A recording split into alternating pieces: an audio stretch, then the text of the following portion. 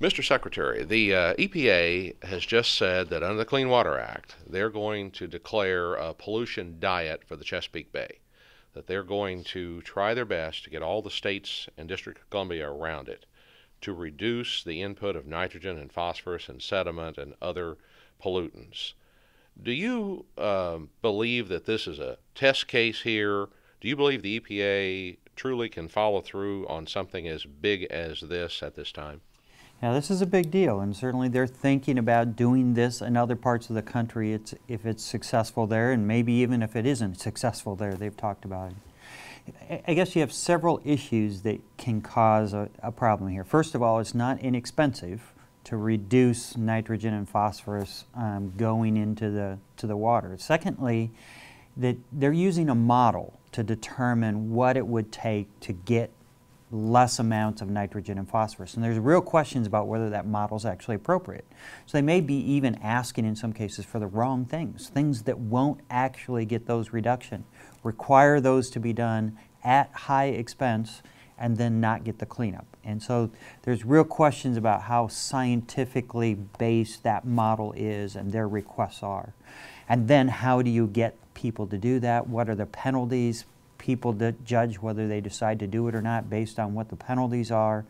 And then how do you allocate those penalties within that whole Chesapeake Bay area? So there's a lot of questions, certainly a lot of expense to putting this plan into place. Let me back up a little bit on that one. Do you feel like this can be accomplished best by penalties or incentives?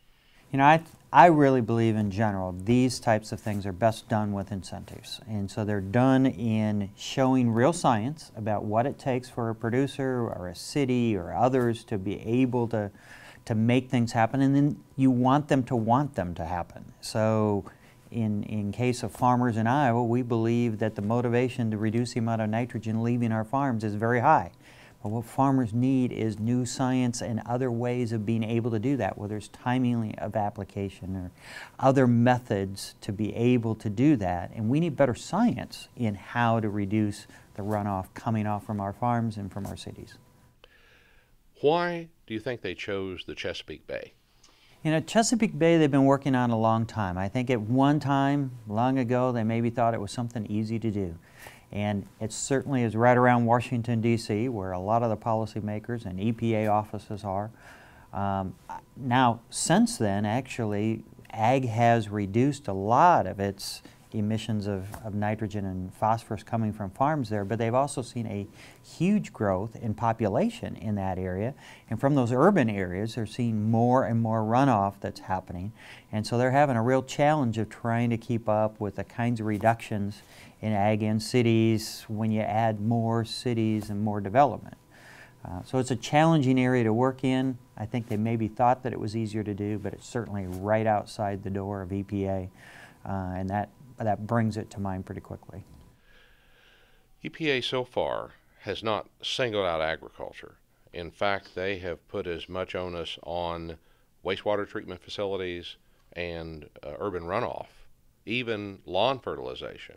Do you think that they can regulate across the board fairly in this attempt to reduce the inflow into the Chesapeake Bay? We certainly hear concerns from those in agriculture up there, but we hear concerns from those in the other areas as well. It's going to cost hundreds of millions, maybe even billions of dollars in sewage treatment plants to be able to reduce the amount of nitrogen and phosphorus leaving those sewage treatment plants. So I think they have their hands full in all the different areas, and certainly in the areas where you're just looking at runoff off of housing developments. Those are really tough to get your arms around and how you reduce that kind of runoff, and very expensive to do. So I think they have their hands full in trying to do that. I think there can be improvements, and I think there can be new knowledge gained by trying to do some of these things. Part of the other thing that I think that we need as well is a better way to measure what's happening in small areas. Right now we measure improvement by what's happening in the large area, but what we'd like to be able to see, I think, is if you have one housing development that does something very distinctly different than another, how much runoff is happening off of each of those? Do we have testing methods constantly there, whether we have rainfall or not rainfall, whether we have spring snowmelt or not? and so that we can really look at what those differences are over time in lots of conditions. And I don't think we're understanding that enough to be able to learn from those differences. Mr. Secretary, bringing this to home, do you feel that what's going on with EPA's initiative in the Chesapeake Bay can be and will be applied to their initiative for cleanup of the hypoxia zone in the Gulf of Mexico, therefore the Missouri and Mississippi rivers that flow into it?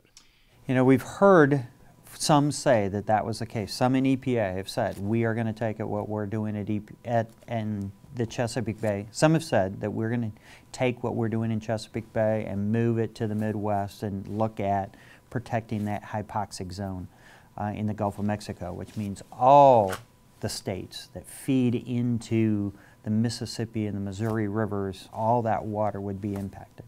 Others have said not. And so I guess we'll see, and maybe part of it hinges on how successful they will be in that Chesapeake Bay. But I think as Midwesterners, this is not something that's just distant and affects somebody else. This is something that has the potential of being put into place in this area as well as considered the strategy that they might use down the road.